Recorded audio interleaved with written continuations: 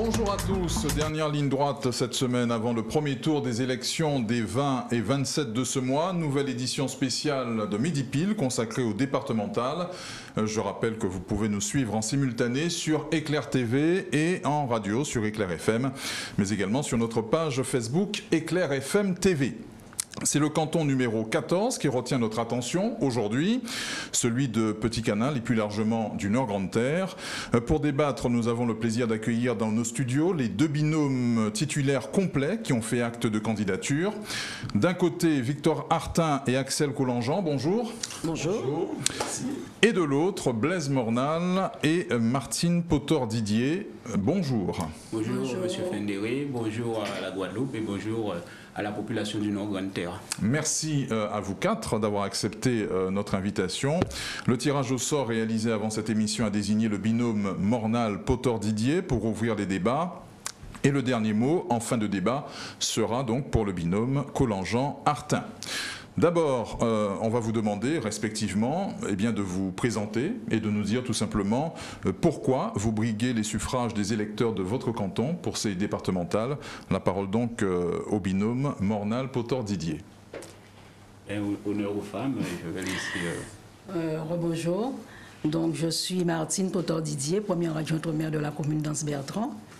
Et le conseil municipal dans sa majorité m'a choisi pour présenter le Nord-Grande-Terre au sein du conseil départemental.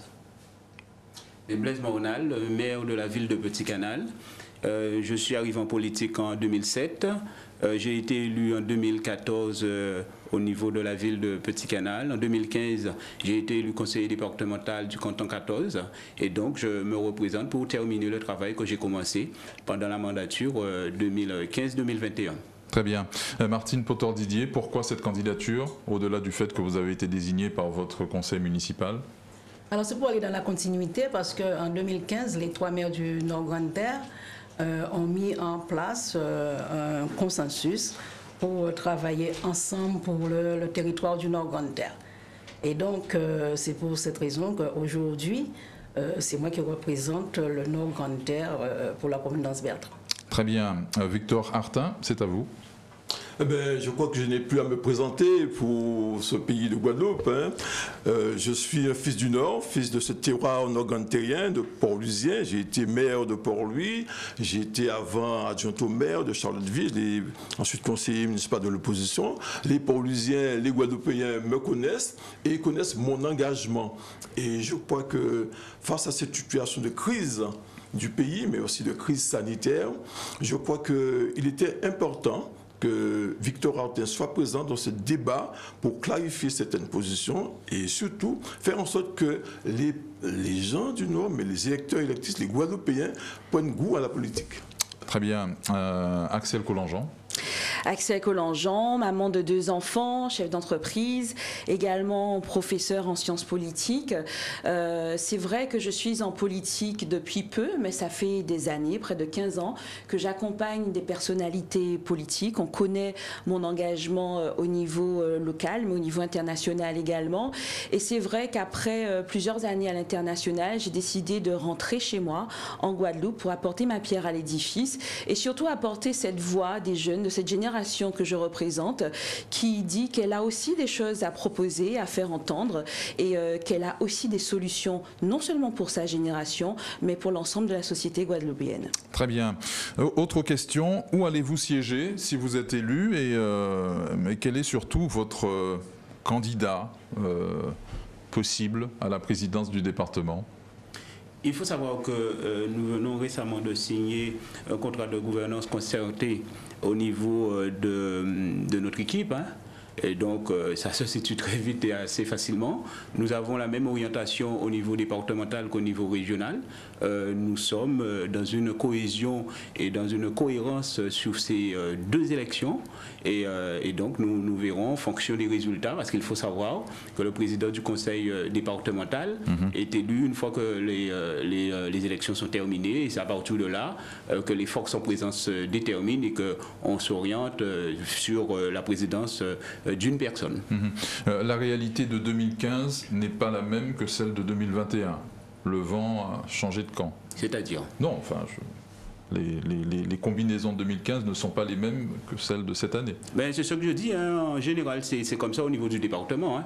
Ce sera en fonction. On peut imaginer que quelqu'un soit pressenti pour être président et que s'il ne gagne pas les élections dans son canton, ben, la donne change et tout est remis en question. Et à ce moment-là, on détermine les forces en présence et à partir de là, le président est désigné. Axel Collangean, précisez-nous votre étiquette, celle de votre binôme et les soutiens que vous revendiquez. Alors on sait que Victor Hartin est un militant communiste depuis une quarantaine d'années. À titre personnel, je suis sans étiquette, mais on me connaît comme étant quelqu'un de sensibilité, de centre droit. Mais je crois qu'au niveau du département, il ne faut pas mettre la charrue avant les bœufs. Il faut pouvoir travailler avec tout le monde, avec ou sans pacte de cohérence ou de gouvernance.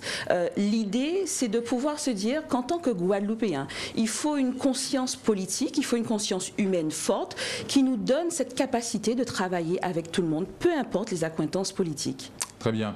Venons-en maintenant au bilan de l'action départementale dans le canton du Nord-Grande-Terre. Blaise Mornal, vous êtes sortant. Votre bilan ? Ben, le bilan, il est le bilan du conseil départemental. Il faut savoir que lorsqu'on est conseiller départemental, on est conseiller départemental de toute la Guadeloupe. Il y a un sondage qui a été fait au niveau de la Guadeloupe et on a constaté que 54% des Guadeloupéens sont satisfaits du travail réalisé au sein du conseil départemental. Après, au niveau du canton, il y a un certain nombre de choses qui ont été réalisées sur l'ensemble des 3 communes. Et je peux vous dire qu'à l'époque, ce sont des actions que j'ai menées avec M. Victor Hartin, qui était maire de Port-Louis, parce qu'on s'était défini, je dirais, un partenariat. Les 3 maires de la majorité du Nord-Grande-Terre se mettaient ensemble pour travailler dans l'intérêt du territoire du Nord-Grande-Terre. Très bien. Axel Collangean, Victor Hartin, votre appréciation du bilan du département dans le canton ? Alors, je crois que ce bilan est mitigé. On aurait pu faire beaucoup plus. Je crois que et le candidat qui est en face de moi, merci, et ma collègue Bernard Marlène, je lui ai dit, on aurait pu faire beaucoup plus pour ce canton parce qu'il y a des atouts, il y a des potentialités. Et je crois qu'il a manqué cette voix forte au sein de l'Assemblée départementale. Et aujourd'hui, je le dis, je voudrais vous remercier d'organiser ce débat. Ça me permet de voir où dit Blaise Mornal, que je cherche à voir depuis plus de 6 mois, pour savoir comment on allait aborder ces élections départementales. Il ne répondait pas ni à son portable, ni aux SMS, ni aux mails, ni au WhatsApp. Il ne répondait pas, il n'était pas visible. Les rares fois où je l'ai rencontré à la communauté d'Aglo, il était fuyant. Donc je vous remercie de pouvoir organiser ce débat qui me permet de rencontrer Blaise Mornal et de pouvoir effectivement parler de son bilan. Merci. Surtout, je crois que ce qui m'importe aujourd'hui, de savoir ce qu'on va faire dans ce canton, merci, avec les hommes, merci, avec ce peuple du territoire, les électrices, les électeurs, les porteurs de projets. C'est surtout ça qui me porte aujourd'hui dans cette bataille électorale. C'est vraiment étonnant que M. Hartin dise tiennent de tels propos. De toute façon, les portables, ça laisse des traces. Ah, mais oui, et le dernier qui lance un appel, je pense que c'est moi, à plusieurs reprises, ou à aucun moment, tu n'as décoché. Bon, ben, on n'est pas là pour parler de... C'était justement pour me dire de ne pas prendre Axel Collangean avec moi comme binôme. C'était ça. Alors je dis, vous dites, 6 mois que je t'attends, 6 mois que je t'appelle pour savoir quelle stratégie qu'on met. Parce que j'étais le président du comité de soutien de Blaise Mornal en 2015. Il n'était pas question pour moi du tout de me trouver face à lui parce qu'on était dans une cohérence territoriale, avec des actions, avec une vision de la politique, avec une certaine morale, une certaine éthique. Et brusquement, mais c'est pas répondre, mais c'est pas zapper nous. Alors j'estime que finalement, ce comportement de petit garçon, et je tenais à lui dire à Willy Blaise Mornal en face, et je crois que, parlant de cohérence territoriale, on est prêt à le faire. Le peuple du Nord-Grande-Terre vit déjà dans cette union, dans cette osmose, et ce qu'on veut, surtout, c'est de pouvoir trouver des élus responsables, ayant une conviction, mais aussi ayant cette volonté d'accompagner ce peuple de nos grandes terres. Et moi, Victor Hortin, si je suis candidat face à Blaise Monal aujourd'hui et Martine Poton, c'est parce que je crois que le peuple n'a pas trouvé cette conviction dans la politique qu'il a menée. Et aujourd'hui, je crois qu'il y a un peuple en souffrance, il y a une jeunesse en souffrance. Et on doit pouvoir accompagner cette jeunesse. Le département nous donne cet levier. J'estime que finalement, on doit pouvoir aller plus loin. Quand vous parlez de bilan, on doit pouvoir aller plus loin, faire plus. Mais je crois qu'il faut, à partir de là, faire en sorte que dans cette proximité que nous avons créée avec tous les acteurs, mais aussi les forces vives de ce territoire-là, construire quelque chose de palpable, de réalisable pour ce peuple de Port-Louis, Petit Canal et Anse-Bertrand. On va permettre à Blaise Monal de vous répondre. Oui, évidemment. Je ne vais pas répondre au propos de petit garçon de Victor. Je trouve que c'est déplacé, mais ça c'est ma conviction. C'est ma conviction. Je signale que quand on parle, moi je n'interromps pas. Je prends et j'accuse. Réception. Donc, ce qu'il faut comprendre, c'est que Victor Hortin, il est aussi responsable du bilan, parce que Victor Hortin a fait partie de la majorité au niveau départemental. Marlène Bernard, qui faisait partie de sa majorité, on a travaillé en étroite collaboration, moi, Marlène, sur la mandature de Victor. Et quand j'entends Victor parler, j'ai l'impression qu'il n'a jamais été maire de Port-Louis. Il parle des problèmes qui existent sur le territoire du Nord-Grande-Terre, mais on pourrait lui demander, quand il était maire, qu'est-ce qu'il a fait pour lutter contre cela. Et donc, je m'étonne dans les propos de Victor. Après, on savait quelle était, je dirais, la cohésion, quelle était la définition de l'accord qu'on avait pris pour le Nord-Grande-Terre. Les trois majorités devaient se mettre en place au-delà des hommes. Du moment que Victor Hortin ne faisait plus partie de la majorité de Port-Louis, c'était l'intérêt général qui était mis en avant, non l'intérêt des individus, mais l'intérêt du territoire, l'intérêt des administrés, et cela passait par cette union, cette mutualisation des moyens au niveau des majorités pour pouvoir au mieux répondre à l'attente de la population du Nord-Grande-Terre. Et Victor Hortin l'a validé, il le dit, il était président de ce comité de soutien qui avait été défini, et dans la continuité, la dernière fois, c'était un élu de Port-Louis qui était mon binôme, et cette année, c'est un élu de la ville d'Anse-Bertrand, parce qu'il faut savoir qu'avant le découpage des cantons, Port-Louis et Anse-Bertrand représentent un canton, et Petit Canal représentant à elle seule un canton. Donc à partir de là, les choses étaient très bien définies et Victor connaissait les règles du jeu. Aujourd'hui, Victor Hortin n'est plus maire de Port-Louis, peut-être qu'il a envie d'exister, mais il faut savoir qu'on n'existe pas à tous les niveaux, n'importe comment, parce qu'il faut savoir une chose, cette alliance que Victor parle aujourd'hui, au municipal de 2020, j'étais à côté de Victor Hortin, et le binôme de Victor Hortin actuellement, c'est celle-là qui était face à Victor Hortin pour qu'il soit plus maire.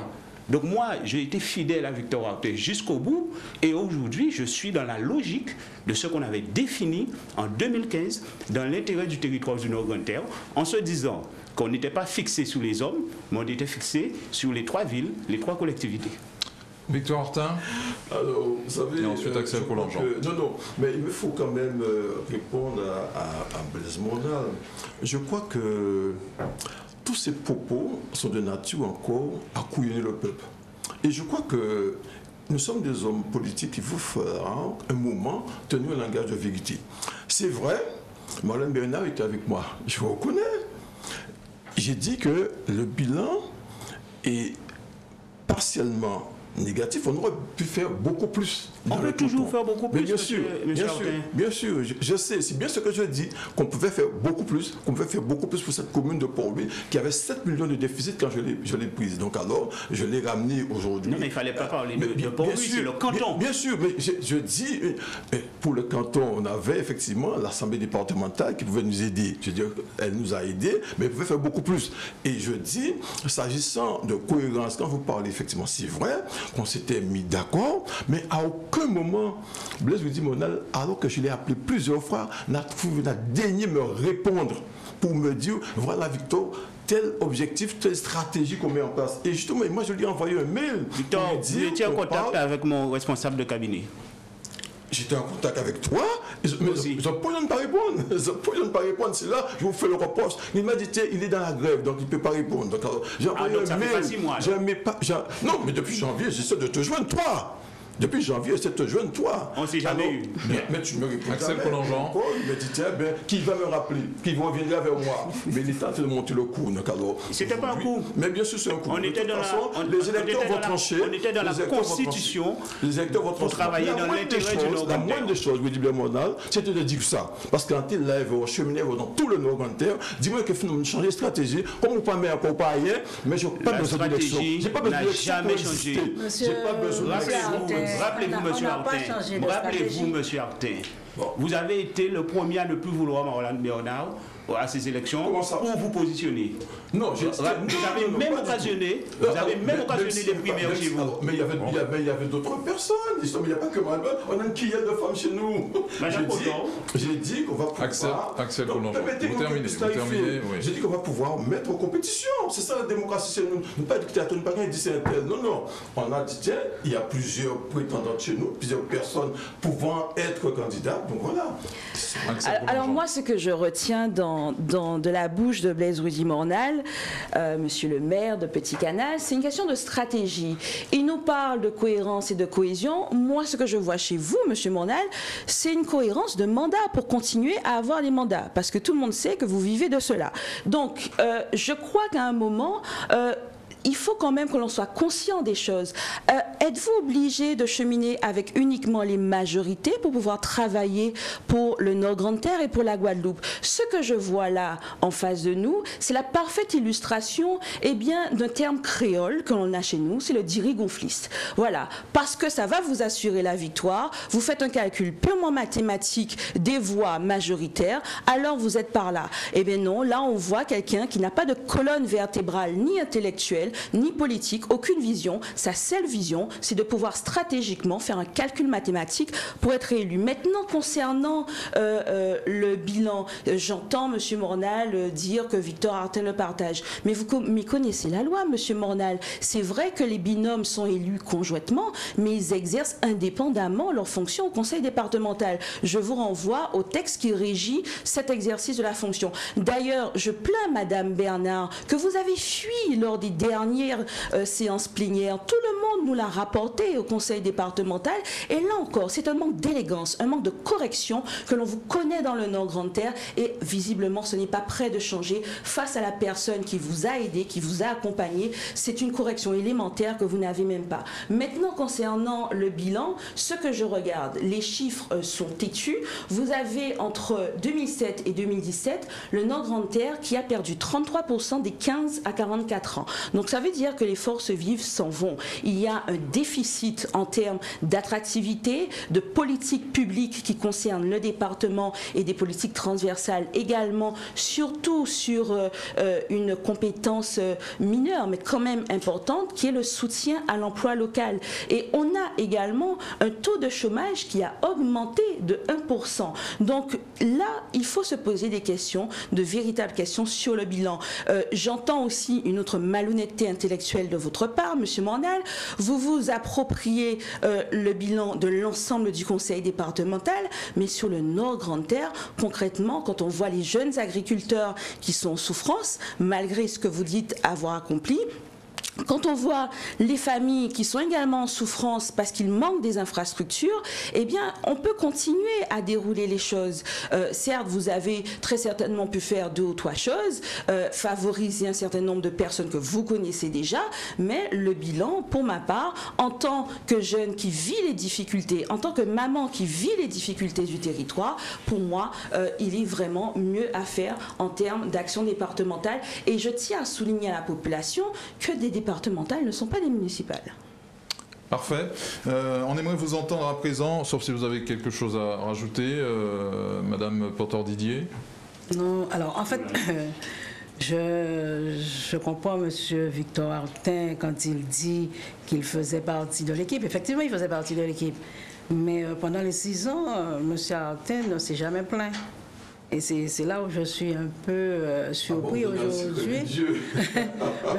Monsieur Artin, on aurait su qu'il y a quelque chose qui ne va pas, que Victor Artin se plaint. Alors, je n'ai pas eu à le crier sur les toits, mais je crois que finalement, je me suis plaint auprès de la présidente, je me suis plaint auprès de ma collègue Marlène Bernard pour dire effectivement ce que je réclame, ce que je veux. Croyez que je me satisfais de ce qui est dans le Nord-Grand-Terre, ce qui existe dans le Nord-Grand-Terre aujourd'hui? Non, croyez-moi, madame. Et même ce que, en termes d'activité, en termes d'outils, ce que le département a apporté, non. Je sais qu'on pouvait faire beaucoup plus. Et c'est effectivement, j'ai été maire, je sais comment gérer un budget, mais c'est vrai. Mais j'estime que pour un territoire en retard de développement, mais aussi une commune qui a quand même ce déficit, je crois qu'on pouvait effectivement aider beaucoup plus. Très bien. J'entends parler quand même, il faut que je réagisse. Victor Artin semble dire qu'il n'a pas répondu parce qu'il savait que je l'appelais pour qu'il ne participe pas aux élections avec Axel Collongeon. Donc je pense qu'il est devin en disant que c'est pour ça que je l'appelais. Ça, c'est la deuxième chose, j'entends Mme Collongeon et j'espère que la population guadeloupéenne et du canton ont bien entendu les insultes portées à mon encontre en matière d'honnêteté et au niveau intellectuel. Mais moi, je ne joue pas les titres. Hein. Je ne joue pas les titres pour me présenter à une élection, mais je le dis. C'est extrêmement diffamatoire. Je le dis devant la télé. Je le dis en pleine et due forme. Bon, au niveau du bilan. Et chacun est responsable. 1,6 million pour les personnes âgées et handicapées sur le canton du Nord-Grand-Terre. Au niveau des routes, 1,7 million avec sur Port-Louis plus de 572 000 €, sans compter les 390 000 € pour la route de Montalegre réalisée par le département.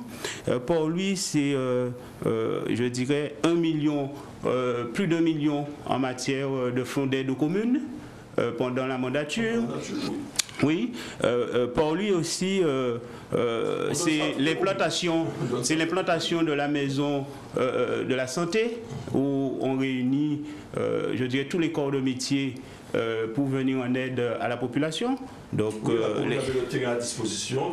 Oui, le département était là. Donc, j'ai dit qu'on a fait des choses, on a fait beaucoup plus, je reconnais. Si on n'avait pas mis le terrain à disposition de l'infrastructure, peut-être ça. C'est la modernisation du site de Beauport pour accompagner, je dirais, l'exploitation du site.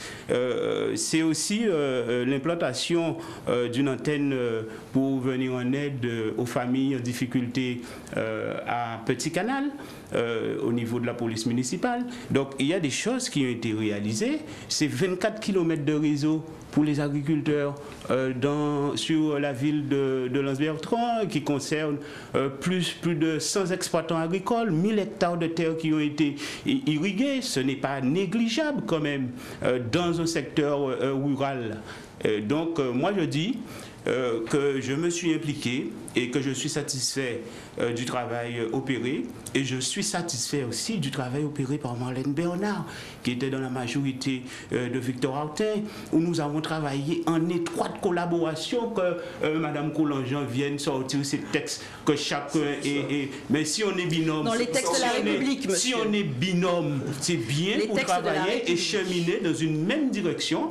Et lorsqu'on est conseiller départemental, qu'on siège en plénière, qu'on est en commission permanente, on touche à tous les sujets et donc on apporte sa contribution sur l'ensemble des décisions réalisées par le conseil départemental. Et ça, je porte ça à l'attention de Mme Collongeon qui, malgré, je dirais, ses grandes connaissances qu'elle étale comme si on ne savait pas, tout le monde sait lire. Donc je dis que oui, je suis aussi celui qui a contribué au bon résultat du conseil départemental de la Guadeloupe, parce que je suis le conseiller départemental du canton 14, mais aussi conseiller départemental de la Guadeloupe. Axel Collongeon. Oui, je souhaite répondre à quelque chose que monsieur le maire de Petit Canal vient de dire et qui se plaît à répéter en conférence, et cela est extrêmement grave et hautement diffamant, et cela montre aussi la qualité de l'homme qu'il est. Parce que c'est interpellant quand vous avez une jeune de votre commune qui est formée, et je ne ferai pas l'insulte de montrer mes diplômes, ni mes titres à la télé, ni mes contrats avec les institutions. On n'est pas professeure Monsieur, de sciences laissez-moi politiques. parler. Laissez-moi parler. Laissez-moi parler, monsieur. Vous me faites penser à un triste personnage de l'histoire de la politique américaine qui a été une erreur de la politique américaine, c'est Donald Trump. Quand il a demandé au président Obama quel était... Monsieur, laissez-moi parler, je vous ai laissé parler. Je vous ai laissé parler. Par contre, on vous connaît. Mais on vous connaît également. On vous connaît en matière de... Monsieur, laissez-moi parler, s'il vous plaît. Je parle. Allez-y, allez-y. Donc, je disais, effectivement, quand Donald Trump demande son certificat de naissance à Barack Obama, M. Mornal me fait penser à la même chose. M. Mornal, je ne ferai pas l'injure à mes étudiantes et à mes étudiants ici, et également à l'international, ne vous en déplaise, de rappeler ici mes qualités et mon parcours professionnel, ni universitaire. Cependant, je voudrais attirer l'attention de la population sur un problème. Monsieur Mornal, vous faites partie du problème des 46% de jeunes qui sont en dehors de la Guadeloupe. Parce que quand on a face à nous, des personnes comme vous qui minimisent les jeunes Guadeloupéens, qui cherchent à mépriser les jeunes Guadeloupéens malgré leur diplôme, malgré leur qualité, quand vous avez des jeunes qui sont formés, qui souhaitent rentrer au pays et qu'ils ont face à eux, des personnes comme vous qui les écrasent, qui les piétinent, qui les insultent, qui cherchent à les invisibiliser malgré leur qualité, malgré leur diplôme, c'est normal que 46% des jeunes de la Guadeloupe soient hors de Guadeloupe. Et j'en veux pour preuve, au niveau de la municipalité de Petit Canal, quand on a des personnes de Petit Canal qui sont formées, qui ont leur concours et que vous ne nommez pas, mais que vous préférez aller chercher en France hexagonale votre ami dont on connaît les conditions d'arrivée à Petit Canal, c'est normal que la population canalienne, je vous renvoie au tract de l'UGTG, monsieur. Je vous renvoie au tract de l'UGTG. Parce qu'on parlait de diffamation. Je vous renvoie au tract de l'UGTG. Je vous renvoie au tract de l'UGTG et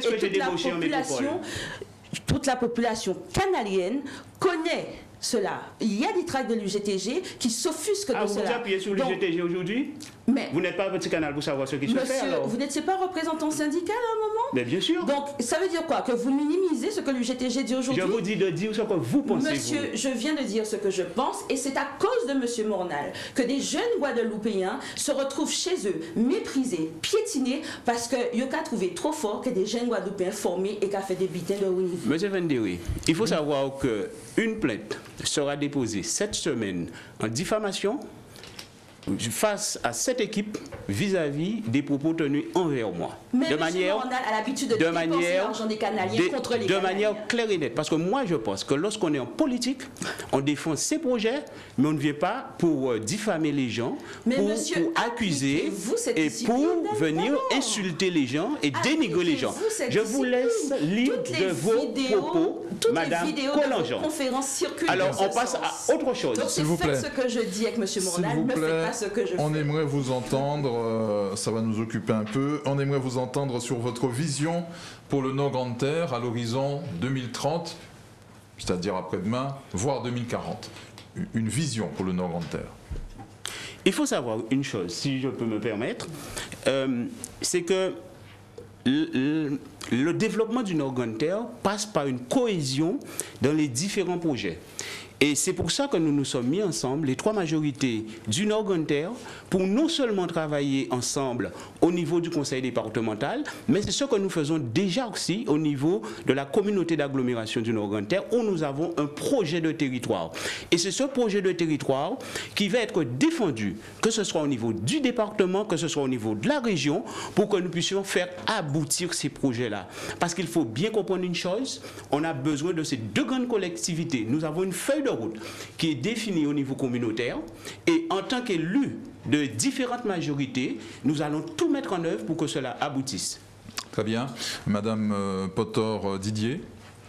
Alors, effectivement, nous, on est pour le développement du territoire parce qu'on se rend bien compte que le territoire a commencé à bouger. Donc, il faudrait qu'on continue à travailler dans ce sens pour que plus tard, nos enfants, nos petits-enfants ne puissent pas nous tenir responsables en nous disant qu'on était là et qu'on n'a rien fait, comme le disent certains. Oui. Vous avez du temps de parole à rattraper. Qu'est-ce que vous préconisez de manière plus précise en matière de gestion du foncier agricole du département ? Mais au niveau du foncier du département, il faut savoir que j'étais en charge de la commission agricole. Parce que moi, je considère, lorsqu'on va à une élection, on regarde les compétences des différentes institutions et on se positionne en fonction de l'ambition que l'on porte pour son territoire. Moi, j'ai été sollicité par l'ensemble des partis pour être régional. J'ai refusé parce que j'avais commencé un travail au niveau du département et qui concerne, je dirais, l'amélioration de la situation des agriculteurs sur l'ensemble du territoire, Petit Canal, Port-Louis et Anse-Bertrand. Et c'est pour cela que j'ai impulsé avec la commission agricole, avec les élus qui m'accompagnaient, que ce soit au niveau de la commission agricole, que ce soit au niveau de la commission foncière, nous avons impulsé, je dirais, la CEDAF, c'est la commission départementale de l'aménagement foncier, qui a pour ambition de recenser l'ensemble des terres qui sont insuffisamment cultivées sur le territoire de la Guadeloupe et ou encore les terres qui sont en friche. Et donc cette commission est mise en place et j'ai proposé au département que la ville pilote soit Petit Canal. C'est ainsi que le travail opéré a permis de constater que nous avons 600 hectares de terres en friche qui pourraient être mises à la disposition des agriculteurs, des jeunes agriculteurs ou en matière, je dirais, d'élargissement d'exploitation. À partir de là, la procédure est lancée, même si on arrive à identifier ou à récupérer 400 hectares de terres agricoles, dans une moyenne de 15 hectares, je dirais 12 à 15 hectares par projet porté par les jeunes et les moins jeunes. C'est une trentaine de personnes qu'on pourra installer. Et qui dit 30 personnes installées, on multiplie 30 par, je dirais, 3 emplois créés. On tourne autour de 90 euros, 10 emplois, voire 100 emplois, uniquement sur Petit Canal. Et lorsque cette opération va être développée sur l'ensemble du territoire de la Guadeloupe, vous vous rendez compte que le monde agricole aura fait un pas en avant parce que j'ai constaté que la base pour un agriculteur ou pour un jeune qui est formé, c'est le foncier agricole. Donc il fallait mettre de l'ordre. Donc on a commencé à mettre de l'ordre en réalisant, je dirais, ces travaux au niveau de la CEDAF, mais aussi en faisant de la régularisation foncière et en régularisant, je dirais, les baux des agriculteurs qui occupaient du foncier du département aussi. Très bien. Axel Collongean, sur votre vision pour le Nord-Grande-Terre à l'horizon 2030 ?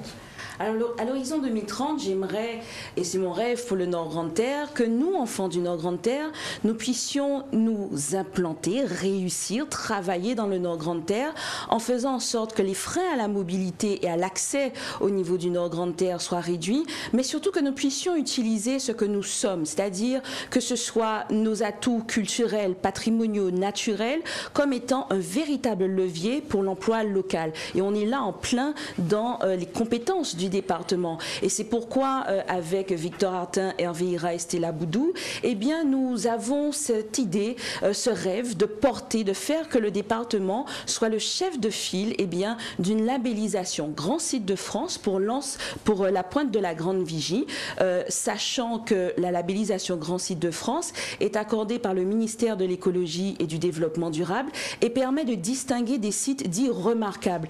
Parce que quand on regarde aujourd'hui la pointe de la Grande Vigie, qui est quand même le deuxième site touristique le plus fréquenté de la Grande Terre, qui est dans un état pitoyable. L'autre jour, nous sommes allés en marche. Nous avons également tourné des vidéos et c'est un endroit que je fréquente assidûment avec mon fils et des amis qui sont biologistes marins pour voir passer les baleines et les requins. Eh bien, on constate que le site est presque laissé à l'abandon. Il y a énormément à faire. C'est vrai qu'il y a des compétences croisées, que ce soit au niveau de l'État, de la commune, du département, mais faire en sorte que le département soit le chef de file de cette labellisation Grand Site de France permettra de débloquer un certain nombre de leviers financiers, logistiques, administratifs et d'ingénierie extrêmement importants pour mettre en place un véritable circuit mémoriel, écotouristique et écologique également. On a non loin le site, le Toua Monkoko, qui est riche de mythes et légendes créoles. Nous avons des savoir-faire dans la zone également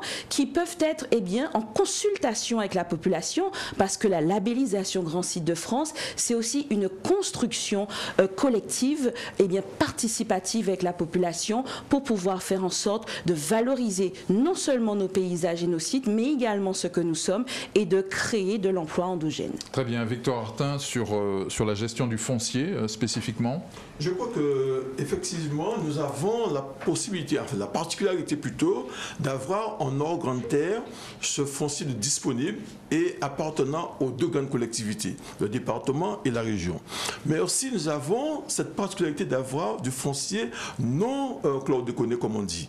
Donc, nécessité est de pouvoir encourager cette volonté de faire en sorte, à partir de cette institution, cet organisme, que le département puisse mettre tout ce foncier à la disposition des jeunes agriculteurs, mais aussi des porteurs de projets, parce que nous estimons que ce foncier, merci, cette zone du Nord-Grande-Terre subit un déséquilibre, et je crois que il est nécessaire par rapport à toutes ces personnes, mais aussi ces forces vives qui existent en Nord-Grande-Terre, par rapport à ce savoir-faire que nous avons, c'est tout à fait normal que le département, par la voix de ceux qui se relient, en l'occurrence Axel Collongeon et moi, nous aurons effectivement cette possibilité de pouvoir construire avec tous ces forces vives qui font vivre ce territoire-là. Et je pourrais dire, mais en dehors de ce foncier, nous avons ce foncier agricole, mais nous avons également toute cette biodiversité avec la commune de Port-Louis particulièrement, où il y a les marais au nord de ce territoire, mais aussi les falaises du Nord-Grande-Terre. Je crois que c'est tout un parcours qu'on pouvait créer de manière à ce qu'on puisse créer des emplois à partir de ces sites pour que il y ait quand même, pour cette jeunesse du Nord-Grande-Terre, de quoi vivre et faire en sorte que nous, en Nord-Grande-Terre, on connaisse le bien vivre ensemble, parce que c'est une priorité pour nous en tant qu'élus et pour nous en tant que représentants de cette population. Toujours pour parler du foncier, Blaise Mornal, il doit être sanctuarisé, ce foncier, et la priorité doit être donnée à l'installation des jeunes agriculteurs, c'est ça? Ah oui, ce foncier doit être sanctuarisé. Et à travers la commission que j'ai menée, j'ai posé des règles avec, je dirais, les autres élus du conseil départemental pour que ce foncier, en tout cas le foncier du département, soit mis à la disposition uniquement des jeunes qui ont une formation agricole. Il ne s'agit pas de déclasser à tour de bras.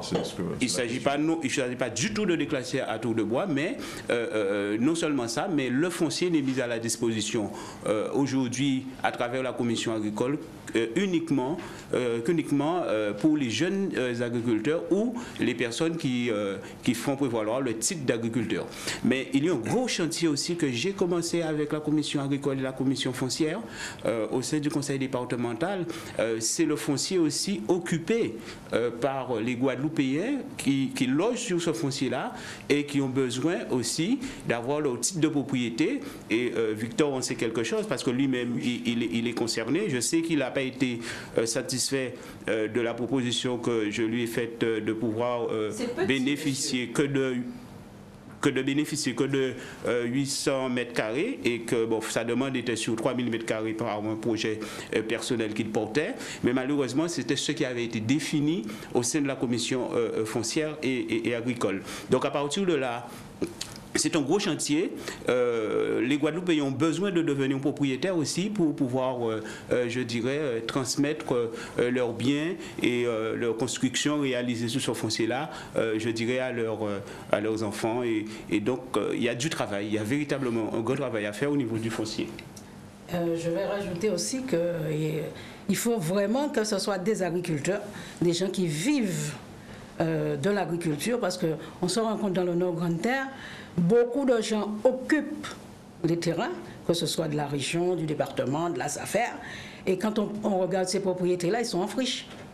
Alors qu'il y a d'autres personnes qui veulent réellement travailler, qui veulent vraiment se mettre à disposition pour nourrir la population guadeloupéenne. Oui, alors c'est quoi la solution? Non, alors justement, je sais pas, c'est pas une question que j'ai mûrie, mais je crois que quand je passe à travers la campagne, je vois beaucoup plus de feuilles de canne que de canne. parce qu'effectivement, depuis peu, on ne peut plus utiliser les herbicides, les intrants comme il faut. C'est vrai que ça coûte cher de faire l'entretien, mais je crois qu'il serait bon que l'Assemblée départementale se penche sur cette question-là. Comment accompagner les exploitants agricoles, comment mettre à leur disposition des techniciens, choses qui se faisaient dans le temps. Et aujourd'hui, on n'a plus, parce que je vois beaucoup de terres en friche, beaucoup de terres, mais effectivement non nettoyées, non entretenues. Et je vous assure, ça me fait peine de voir un champ de calme. Surtout non cultivé. Pardon? Surtout non cultivé. Non cultivé. C'est vrai qu'on a pas de terres non cultivées, mais je vois des terres en exploitation, mais qui ne sont pas entretenues. C'est exactement le rôle de la CEDAF. Hein. Oui. C'est les terres en friche, mais ce sont les terres aussi insuffisamment cultivées. Et ce que M. Artin décrit, ça fait partie de ce foncier insuffisamment cultivé. Et c'est pour ça que je sollicite en permanence aussi les chambres consulaires pour pouvoir accompagner les exploitants qui se trouvent sur l'ensemble du territoire de la Guadeloupe. Et c'est pour cela qu'au niveau de la ville de Petit-Canal, nous avons dédié un lieu, la maison de l'agriculteur, où nous venons de terminer les aménagements de bureaux qui seront mis à la disposition de la chambre d'agriculture, qui sera mise à la disposition en tout cas de la SAFER, de tous ceux qui peuvent accompagner les agriculteurs afin de tenir des permanences pour leur permettre de monter les dossiers en matière de FEADER et aussi en matière de technicité pour leur permettre de je dirais, développer au mieux leur exploitation. C'est vraiment un besoin. Et je pense également aux voies de pénétration parce que j'ai eu l'occasion de parcourir effectivement le territoire et je vois effectivement la nécessité de rénover, de faire en sorte que ces voies de pénétration soient de bien meilleur état que ce que nous connaissons aujourd'hui. Très bien. Ça nous permet de parler de la situation des voiries dans le Nord-Grande-Terre. On en parlait avant le début de cette émission, on parlait des routes départementales, des voies d'accès donc dans le Nord-Grande-Terre. Que peut-on dire là-dessus? Il y a là aussi mieux à faire? Bien sûr. Alors, nous avons, je pourrais dire, sur le territoire, plusieurs routes départementales. J'en ai qu'une seule qui est fait à peine 6 km sur le territoire de la commune de Port-Louis, mais sur Anse-Bertrand, il y en a, sur Petit-Canal, il y en a. Mais j'estime qu'effectivement, et c'est valable pour toutes les routes, et nationales et les routes départementales, qu'il est nécessaire de faire un effort considérable. C'est vrai que je pourrais dire qu'on sent, mais il faut encore aller plus loin de manière à ce que ça participe à la sécurité même des usagers de la route, parce que très souvent c'est la route qui est en mauvais état parce qu'on veut épargner un trou, donc on en fait un écart, mais en même temps il y a une mobilette qui arrive, il y a un autre usager qui arrive, ou encore on peut aussi se casser son pneu. Donc alors je crois que c'est un ensemble de choses, mais aussi d'éléments qu'on doit prendre en considération quand il s'agit effectivement de parler de nos routes.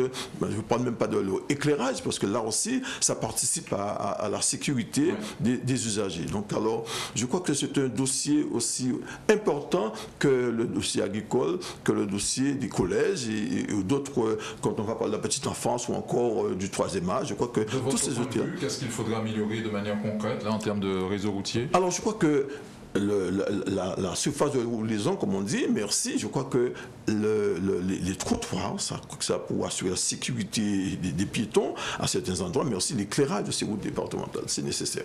Blaise Mornal.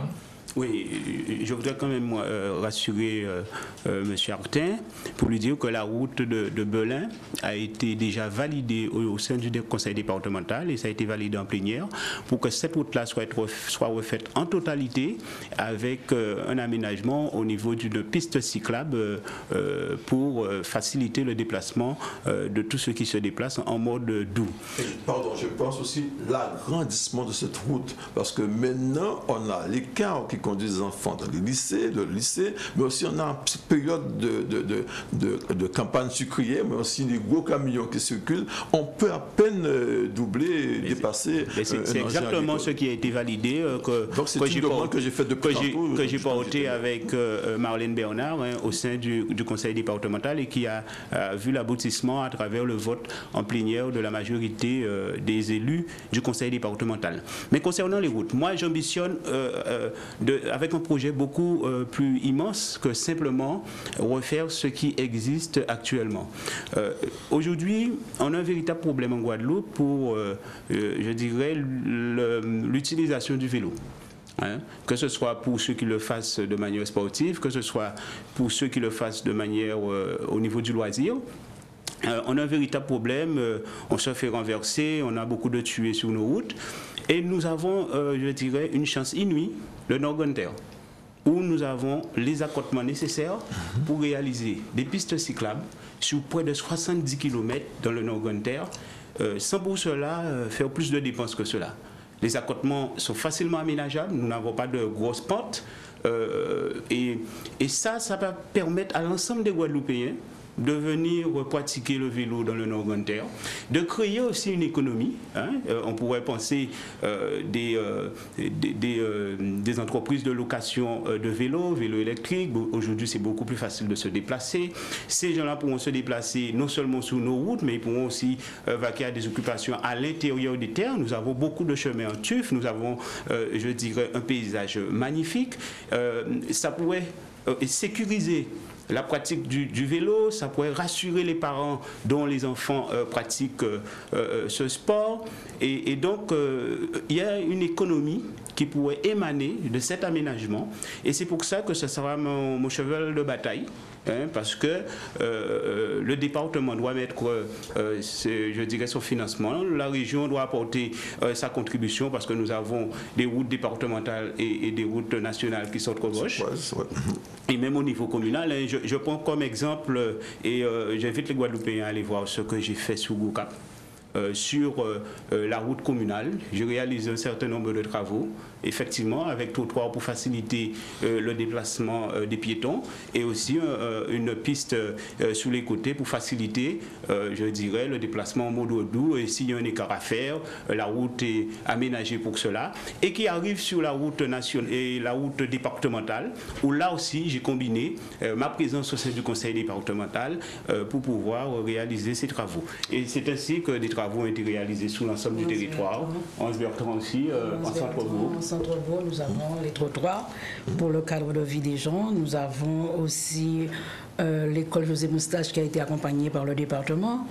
Nous avons des équipements pour la commune aussi qui ont été accompagnés par le département. Très bien, nous sommes à ce stade à égalité parfaite de temps de parole, donc nous allons poursuivre et entrer dans la deuxième partie de ce débat.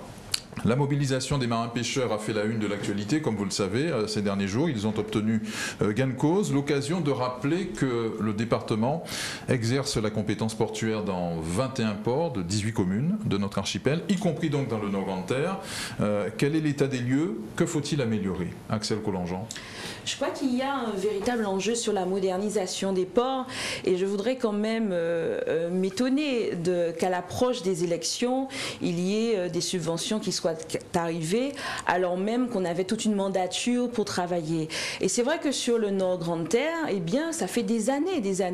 Les conseillers généraux puis départementaux qui se sont succédés ont beaucoup vendu la modernisation des ports, même à un niveau municipal, à Petit Canal on le connaît, sans que cela ne devienne une réalité.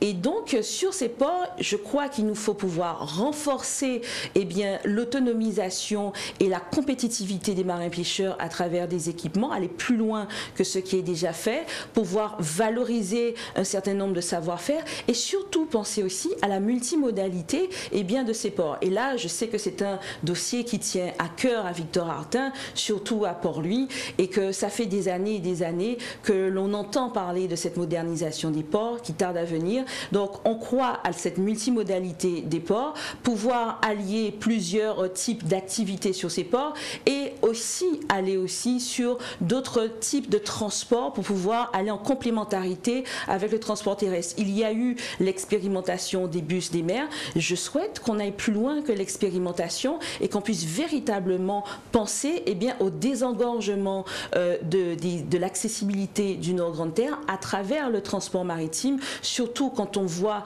qu'à Morne-à-l'Eau, ça ne se désengorge pas, qu'année après année, ça devient extrêmement difficile. faut rappeler qu'un programme de travaux de modernisation a été voté en début d'année par le conseil départemental et je crois que le port de Port-Louis est concerné aussi. Le port ne pouvait pas être concerné parce que c'est un port qui participe, je pourrais dire, à l'aménagement du territoire. Donc alors c'est un port important. On a le nombre de marins-pêcheurs qui a diminué, mais c'est encore un port qui a beaucoup de bateaux de plaisance, beaucoup de plaisanciers. Donc alors, et c'est un port à long terme, comme on vient de le dire, qui doit participer dans le développement des bus de mer, mais en tout cas de tout ce qui est moyen de locomotion à partir de la mer. Je crois que c'est important, mais surtout, on se dit que ce port doit pouvoir servir d'atelier, mais aussi de permettre à tous ceux qui empruntent cette région du Nord pour pouvoir faire leurs réparations, mais participer véritablement à une activité, je pourrais dire, de carénage, mais une véritable industrie pour que les pêcheurs, certes, puissent trouver un endroit pour pouvoir réparer, mais aussi les plaisanciers, mais tous ceux qui ont des bateaux, tous ceux qui utilisent tous ces moyens de transport puissent trouver ici à Port-Louis, d'autant plus qu'on a le foncier adéquat. Mais il y a quelque chose qui bloque, je pourrais dire, c'est pouvoir mettre tout le monde d'accord. Du temps où j'étais maire, il y a eu cette communauté de pilotage qui a existé, où il y avait le grand port maritime, la région, le département, la commune de Port-Louis. Un moment, pas un moment, il fallait aussi adjoindre la communauté d'Aglo. Malheureusement, pour pouvoir mettre tout le monde d'accord, c'est pas évident. Et je crois qu'avec le conseil portuaire du port de Port-Louis, présidé par ma collègue Marlène Bernard, effectivement, il y a eu beaucoup d'efforts de fait, mais on se trouve dans ce laxisme parce qu'il y a cette compétence partagée qui fait aujourd'hui, on n'arrive pas toujours à avancer. Donc alors, il y a beaucoup de perspectives pour ce port. On entend de gros sommes, des millions d'euros, mais je crois que les marins-pêcheurs, les plaisanciers, ils attendent beaucoup, même déjà pour avoir un gardien sur le port pour pouvoir préserver effectivement le matériel, le outil de pêche ou encore le bateau de pêche. Sur ce que dit M. Artin, parce que oui, effectivement, c'est un travail qui a été effectué en étroite collaboration avec mon binôme Marlène Bernard pour faire en sorte que soit pris en considération le port de Port-Louis et aller encore plus loin, ouvrir le port de Port-Louis en faisant les travaux nécessaires pour recevoir des bateaux de plus grande dimension et qu'on soit ouvert au trafic du Nord. Donc, c'est important. Et je dirais un projet en complémentarité sur le port de Petit Canal qui pourrait être transformé en port de pêche et de plaisance avec la réalisation, je dirais, de marina qui va permettre, d'une marina qui va permettre, je dirais, la création d'activités, la création d'emplois pour les Guadeloupéens de tous bords, mais aussi particulièrement pour ceux qui sont dans le Nord-Grande-Terre. Oui, donc des voies d'amélioration pour permettre aux marins-pêcheurs d'exercer, je dirais, plus efficacement leur activité. Pleinement. Oui. C'est plus que nécessaire, d'autant plus par tout ce qu'on entend quand on regarde les événements de ces derniers jours, c'est plus que nécessaire. Mais je dis encore une chose, je crois qu'on est à quelques encablures de Montserrat d'Antigues. Et il n'est pas possible, je crois, il y a 2 ans, on a organisé avec Barbara Barfleur, pour ne pas le citer, le Guadeloupe Festival. Et c'est en relation avec Antigues, on a voulu faire venir des Antiguais par bateau, faire en sorte qu'effectivement qu'il y ait un transport de quelques Antiguais qui puissent venir ici et accoster à Port-Louis, sur le port de Port-Louis, ça n'a pas été possible pour plusieurs raisons administratives d'une part, mais aussi parce qu'il y a un dragage à faire au niveau de ce port de Port-Louis qui date depuis tantôt et qui n'a pas pu se réaliser. Donc je crois que là aussi c'est un véritable chantier qui doit participer, qui doit être un acteur, mais aussi de développement pour cette région du Nord-Grande-Terre. Et qui est aussi source de création d'emplois parce que forcément. On a des jeunes qu'on pourrait former pour qu'on puisse leur permettre de s'insérer à travers tous ces projets portés non seulement par le département, mais aussi par, je dirais, la communauté d'agglomération qui a pour ambition d'accompagner la ville de Port-Louis sur ces différents projets. Axel Collongeant. Concernant les ports et particulièrement dans le Nord-Grande-Terre, nous savons que nous avons des savoir-faire qui sont ancestraux. C'est véritablement notre patrimoine, des savoir-faire qui se perdent malheureusement. Et c'est vrai que l'on pourrait imaginer sur ces ports, notamment dans la continuité du projet de labellisation Grand Site, sites de France, autour d'un grand circuit sur le Nord Grande Terre, et bien de faire en sorte qu'il y ait des chantiers traditionnels au niveau naval pour qu'on puisse assurer la continuité, la pérennisation de ces savoir-faire traditionnels. Et ce serait aussi une façon de pouvoir valoriser les hommes et les femmes du Nord Grande Terre, mais également de faire de la réinsertion professionnelle et sociale. Très bien. La prise en charge de la dépendance doit être vue comme une opportunité dans le Nord Grande Terre. Madame Potor-Didier? Tout à fait, parce que nous savons, hein, nos grands-parents, et même maintenant des plus jeunes, parce que maintenant la maladie n'a pas d'âge, et on voit effectivement les difficultés qu'ils ont pour se déplacer, pour se faire soigner. Et donc, je me suis dit, il faudrait que dans ce Nord Grande Terre, au niveau du département, que nous ayons un vrai relais pour accompagner ces personnes-là. Parce que je suppose qu'en fait, ce qui leur manque, c'est de l'information des fois. Et ils n'ont personne pour aller chercher l'information. Et nous, Blaise Bornal et moi, nous serons véritablement des relais pour que nous puissions accompagner ces gens-là, accompagner leurs parents. L'enjeu, c'est de maintenir nos aînés à domicile. À domicile. Oui, c'est ça. Tout à fait. Et c'est tout l'intérêt, c'est ce qui a été défini sous la mandature 2015-2021, prioritairement accompagner nos aînés dans l'aménagement de leur logement pour qu'ils soient plus à domicile que dans les établissements tels que les EHPAD.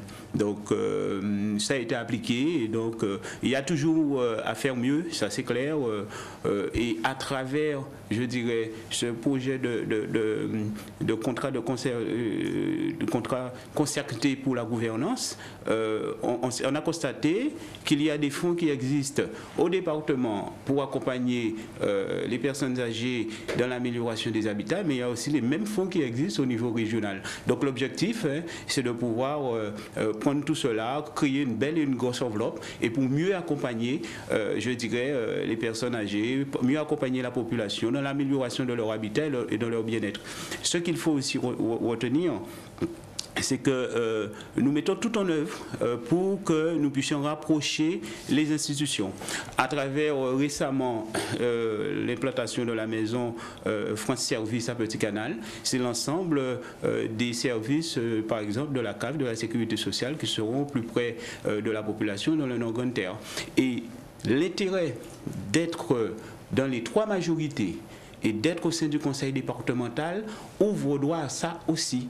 Parce que nous avons nos différents CCAS qui peuvent servir de relais pour pouvoir accompagner, je dirais, sur les différents dispositifs qui existent au niveau du conseil départemental. Très bien. Axel Collangean, sur la prise en charge de la dépendance dans le Nord Grande Terre. La prise en charge de la dépendance, c'est un sujet trop important et trop sensible pour attendre un contrat de gouvernance. Il y a la conférence territoriale de l'action publique qui aurait déjà dû vous permettre cela. Donc ce que j'entends aujourd'hui, quand j'entends Blaise Bornal, ça veut dire qu'il a fallu un gadget électoraliste pour dire aux élus qu'ils peuvent travailler ensemble sous condition d'être de la même majorité. Je dis que quand on est guadeloupéen, qu'on a véritablement le sens du pays, il y a des enjeux comme cela qui nécessitent une mutualisation par-delà la question des partis politiques.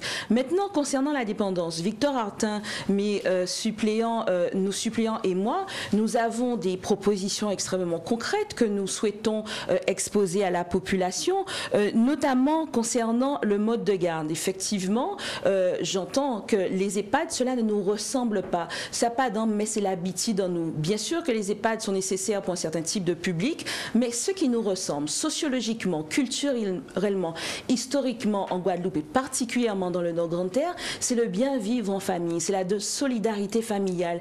Et quand la famille devient vulnérable, quand la famille peut être dysfonctionnelle, comme ça se voit de plus en plus, il faut que le conseil départemental puisse apporter de véritables solutions. Et c'est pourquoi Victor Hartin, nos suppléants et moi, nous proposons sur le Nord Grande Terre et sur l'ensemble du territoire de la Guadeloupe des modes de garde dites intergénérationnels et solidaires. Solidaires d'abord parce que ça doit coûter bien moins cher, et intergénérationnel parce qu'on retrouverait dans ces maisons relais de garde garde intergénérationnelle et solidaire, que ce soit des personnes âgées, que ce soit des enfants en bas âge, parce que là, on se base sur des études scientifiques. Les scientifiques nous ont déjà montré et prouvé que quand les personnes âgées sont à proximité, vivent au quotidien, interagissent avec des enfants et avec des plus jeunes, ce sont leurs capacités neurologiques qui sont renforcées et ça aide à lutter contre la maladie d'Alzheimer et assimiler Parkinson.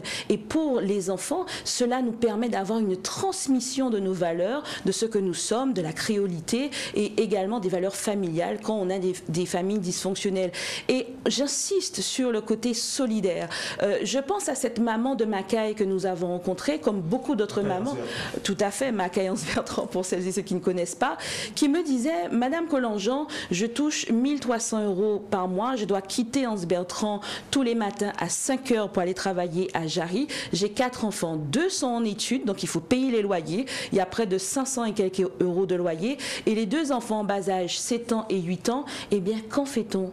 La dame, elle est obligée de les laisser chez elle et t'étais pas tranquille, tchèque à sauter à chaque fois. Pourquoi? Parce que les crèches et les modes de garde qui sont rarissimes dans le Nord-Grande-Terre ou qui sont en surbooking, n'ouvrent pas à cette heure-là. Donc on doit pouvoir penser aussi à des horaires beaucoup plus flexibles pour ces familles. Ensuite, autre point de la dépendance, il ne faut pas oublier les professionnels, les entreprises de services à la personne qui ont le plus grand mal à se faire payer et à être accompagnées par le département. Il nous faut mettre en place des contrats d'objectifs et d'accompagnement avec ces professionnels de service à la personne qui soient mieux suivis et qui soient mieux fléchés. Parce que quand une entreprise de service à la personne n'est pas payée en temps et en heure, ce sont des difficultés que l'on pose à des familles guadeloupéennes. Nous avons bien d'autres projets également, mais je crois que sur la dépendance, il ne faut pas oublier également les personnes qui sont malades, notamment les personnes souffrant d'Alzheimer, mais également celles et ceux qui les accompagnent. Nous pensons notamment aux aidants familiaux qui mettent leur vie entre parenthèses, qui ont des difficultés financières, qui ont des difficultés familiales et qui se rendent malades également parce qu'on sait que c'est un accompagnement qui demande extrêmement, que c'est physique. Et malheureusement, là, au niveau du département, il y a encore tout à faire. Mettre en place des relais pour soulager les aidants familiaux et apporter un accompagnement financier beaucoup plus près de la réalité de ces aidants familiaux. Très bien. Blaise Mornal, pour la petite enfance, qui est aussi une compétence du conseil départemental, que proposez-vous? Au niveau de la petite enfance, il faut savoir qu'il existe plusieurs structures sur l'ensemble du territoire. Je prends pour exemple la crèche de Petit Canal qui accueille plus de 60 enfants de 2 à 4 ans. C'est une crèche qui elle dessert l'ensemble du territoire du Nord-Grande-Terre. Hier encore et ce matin, j'ai visité des porteurs de projets. Il faut savoir qu'il y a une crèche avec 20 places qui va être ouverte à Rougeole, à l'entrée de la ville, qui va aussi desservir l'ensemble du territoire. Non seulement c'est une crèche multi-accueil, mais la particularité, c'est une crèche qui pourra recevoir les enfants aussi en situation d'handicap. J'ai rencontré une jeune femme aussi qui porte un projet de mini-crèche qui pourra recevoir à peu près 10 enfants. Et là aussi, au niveau du conseil départemental, on sera là pour l'accompagner pour la réalisation de son projet. Et au niveau du centre social de Petit Canal, par rapport aux problèmes évoqués par de la mère de famille de Macaille, il faut savoir que c'est une structure qui reçoit aussi en termes d'accueil de loisirs et sans hébergement et qui est ouvert en dehors des horaires habituels qui jusqu'à 18h est ouvert. Et donc ce sont des porteurs de projets qu'il faut encourager, ce sont des structures qui existent déjà aussi, qu'il faut encourager et qu'il faut accompagner. Et c'est ce que nous faisons depuis tantôt. Et je suis sûr que sur l'ensemble du territoire, peut-être M. Victor Artin, qui était maire de Port-Louis, pourra mieux peut-être identifier les différentes structures qui sont sur son territoire et qui sont accompagnées à travers la PMI par le conseil départemental, au même titre que toutes les structures qui se trouvent en Guadeloupe. C'est l'ensemble, sur tous les territoires. Les 3 communes, c'est le même schéma. mal. Mais visiblement, c'est pas suffisant. Et sur la PMI, je voudrais rebondir parce que ce n'est jamais normal quand nous avons une seule puéricultrice qui fait l'ensemble du canton. Quand on connaît la demande qui est sous tension, on doit pouvoir renforcer le réseau de PMI à ce niveau-là. Surtout quand on connaît les problématiques de plus en plus de naissances prématurées, d'enfants de plus en plus présentant des signes, des besoins particuliers pour dire les choses élégamment. Il nous faut pouvoir renforcer ce réseau de PMI. Alors effectivement, la mutualisation est nécessaire, mais je crois que lorsqu'on parle de nos enfants, on ne peut plus compter centime par centime. Il faudrait que chaque ville du canton puisse bénéficier d'une PMI à temps complet, avec du personnel à temps complet, et pas qui va de commune en commune. Tout est budgétaire, je dirais. Parfait.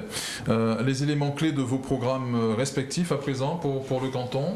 Vous avez la parole, Blaise Mornal, gardez-la. Il faut savoir que je reste dans la continuité de ce que j'ai commencé au conseil départemental. C'est pour ça que j'ambitionne de continuer à travailler au sein de la commission agricole, parce que vous savez, notre territoire, c'est un territoire rural où, je dirais, le plus important, c'est de pouvoir garder ce grenier de la Guadeloupe et de pouvoir accompagner les agriculteurs qui s'investissent. C'est un métier difficile, donc moi, je suis au département, en tout cas pour aider le monde agricole et permettre d'améliorer la situation des agriculteurs sur l'ensemble du territoire de la Guadeloupe, mais particulièrement sur le territoire du Nord-Grande-Terre.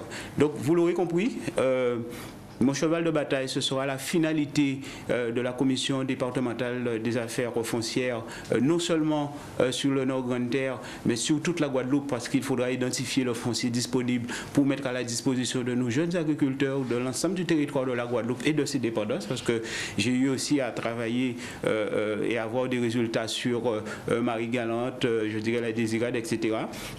Et donc je continuerai dans ce sens et porter, je dirais, ce projet de pistes cyclables sur l'ensemble du territoire du Nord-Grande-Terre qui va permettre non seulement de créer de l'activité économique, mais de participer à la bonne santé des Guadeloupéens et aussi protéger nos Guadeloupéens dans la pratique du vélo. Et pour finir, il faut comprendre aussi que être dans les grandes collectivités passe par une cohésion avec les différentes majorités ou différentes municipalités, et ça se fait à travers aussi la communauté d'agglomération qui a, je dirais, un projet de territoire. Nous n'avons plus à réfléchir sur ce qui doit être fait dans le Nord-Grande-Terre. Ça a été validé par les élus communautaires avec différents projets. En disant ça, je pense à l'usine centrale qui va permettre de créer des emplois. Je pense à la zone de Vermont portée par la communauté et la ville de Petit-Canal, où nous sollicitons l'accompagnement des grandes collectivités, que ce soit région, que ce soit département, pour la création de 300 à 400 emplois. La lutte contre la misère, la lutte contre les difficultés de la population passe par la création d'emplois. Une fois que l'on a un salaire, on peut, je dirais, subvenir à ses besoins.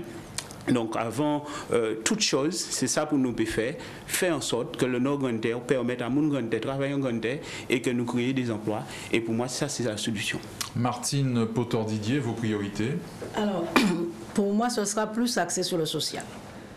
Parce que c'est un public que j'adore. J'aime travailler avec eux, j'aime être proche des gens. Et au niveau de la commune, déjà, je suis au CCAS, donc je connais un petit peu le problème de tout un chacun.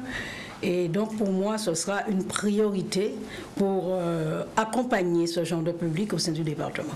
Très bien. Axel Collangean, même question, les axes clés de votre programme? Alors c'est vrai que l'on sait que le département, il est chef de file de toutes les solidarités. Une des compétences du département dont on parle peu malheureusement, c'est le soutien à l'emploi local, et je crois que cela peut venir de façon transversale et cela peut également accompagner la solidarité, notamment celles et ceux qui sont en mal et en manque d'insertion et d'emploi stable et aussi correct et digne également, parce qu'on sait notamment notamment qu'il y a de très fortes inégalités d'emploi et d'employabilité sur le territoire et qui touchent particulièrement les femmes. On sait que 18% des femmes sont en situation de sous-emploi, contrairement à 10% des hommes. Donc il y a des inégalités de genre, de sexe qu'il nous faudra travailler particulièrement. Et donc ce qui me tient à cœur, et la Guadeloupe et la Caraïbe connaissent mon engagement auprès des femmes et des jeunes femmes en particulier, c'est de pouvoir renforcer ces publics, les aider à s'autonomiser. Mais je suis également sensible à la question de la jeunesse, étant moi-même encore pour quelque temps jeune. Je pense qu'il faut pouvoir, avec Victor Artin et nos binômes, nos suppléants, qu'il faut pouvoir accompagner non seulement la réussite des jeunes au pays, mais également le retour des jeunes au pays. Et ça, cela ne peut être possible qu'à travers un guichet dédié au maintien, au bien vivre et au travailler, mais surtout au réussir ensemble au pays, en synergie avec la région Guadeloupe, mais surtout avec la mission locale que le département pilote à bien des égards. Il nous faudra penser à plus de cohérence, plus de transparence, une meilleure personnalisation des parcours concernant l'insertion par la formation professionnelle, la création d'entreprises des jeunes, mais surtout faire un peu comme Jamaïque et Trinidad le font, aller voir ces jeunes qui réussissent à l'étranger et qui veulent revenir au pays et leur apporter cette aide, leur dire voilà, on peut prendre votre billet à telle hauteur, on peut vous accompagner sur la prise en charge, trouver un logement, on peut également vous mettre dans des réseaux de mentors, des jeunes ou des moins jeunes Guadeloupéens, chefs d'entreprise ou cadres ayant réussi chez eux, parce que l'on connaît également l'importance du réseautage dans la réussite chez soi, et ce n'est pas tout le monde qui part avec le même capital, le même bagage en termes de réseautage. Tout le monde ne vient pas de grandes familles, tout le monde n'a pas la chance d'avoir une connaissance, une accointance bien placée dans une collectivité, et je crois que c'est cela également, œuvrer pour la jeunesse de ce pays, pour la réussite de la Guadeloupe. Cela passe également par l'accompagnement, l'acceptation et l'appréciation de la réussite des jeunes. Très bien. Victor Artin, très rapidement, avant qu'on ne passe à votre conclusion. Voilà, nous sommes en pleine campagne électorale. J'ai déjà plus de 60 ans, j'ai déjà plus de 40 ans de vie militante. Je n'ai jamais été un marchand de rêve. Je ne tiens pas à être un marchand de rêve aujourd'hui. Nous avons présenté nos 12 engagements à la population et je crois pouvoir le dire avec force, ce qui manque à cette région, c'est de pouvoir trouver au sein de l'Assemblée départementale une voix forte, mais autorisée, qui soit en mesure de porter les aspirations de ce peuple, surtout de pouvoir l'accompagner. Je suis dans la proximité, je l'ai toujours été, et j'estime qu'aujourd'hui, la démocratie va pouvoir parler. Et avec cette élection départementale, c'est le moment de dire à la population qu'il serait bon qu'il y ait une antenne de cette collectivité sur ce territoire pour être plus proche des gens et pouvoir construire et bâtir avec eux les projets, bâtir ce qui va constituer, je peux dire, la force de ce territoire-là. Parce que nous avons des hommes et des femmes qui ont une certaine intelligence, qui ont un savoir-faire, mais ce qu'ils demandent, c'est être accompagnés. Et je crois que ce territoire a la particularité d'avoir une identité, d'avoir une certaine authenticité, mais aussi avoir beaucoup de potentialité. On doit pouvoir accompagner les porteurs de projets, mais aussi les forces vives. À travers les 12 engagements que nous avons présentés à la population, tout est dit là-dedans. Et je crois être cette force au sein de l'Assemblée départementale pour faire entendre la voix du Nord-Grande-Terre. Nous arrivons donc au terme de ce débat. Vous allez pouvoir à présent conclure et vous adresser directement à vos électeurs et électrices du Nord-Grande-Terre. On commence par vous, Martine Potor-Didier. Alors, je dirais aux chères électrices et électeurs du Nord-Grande-Terre, le 20 juin, ils seront appelés aux urnes pour élire le binôme du conseiller départemental. Je leur dirai surtout de ne pas se tromper, de faire le choix, de faire le bon choix et de choisir la liste Unir pour le développement du Nord-Grande-Terre. Cette liste est conduite par Blaise Mornal et moi-même, accompagnée de Max Mazepa et Francis Galpin, deux Port-Louisiens. Nous sommes là pour travailler en cohérence pour la population du Nord-Grande-Terre, pour chaque commune qui compose ce canton 14, mais aussi pour la Guadeloupe. Blaise Mornal.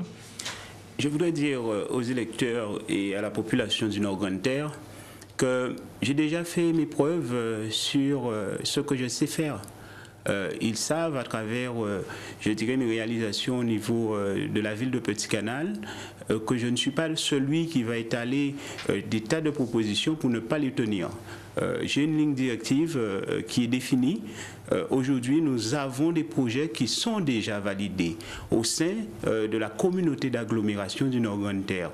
Ma présence au sein de ces élections, c'est de pouvoir, dans un premier temps, mettre tout en œuvre pour que tous ces projets voient le jour et que ces projets permettent le développement du territoire du Nord-Grande-Terre et bien sûr continuer ce que j'ai commencé au sein du conseil départemental avec pour preuve la réalisation de 24 km de réseau en eau agricole dans le Nord-Grande-Terre, avec l'accompagnement des jeunes agriculteurs, avec l'installation des jeunes agriculteurs, avec je dirais la réalisation et le fait de les accompagner pour qu'ils puissent régulariser leur situation sur le foncier qu'ils occupaient depuis tantôt au niveau du conseil départemental. Donc, vous l'aurez compris, je suis plus que jamais déterminé à continuer le travail que j'ai commencé depuis tantôt et de faire en sorte que le Nord-Grande-Terre continue à évoluer de la manière dont il évolue actuellement et de faire en sorte que ce soit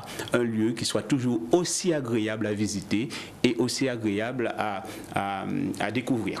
Victor Hartin, votre conclusion? Bien, je vous le redis, si je suis présent dans cette bataille, c'est pour faire respecter la morale et la parole donnée en politique.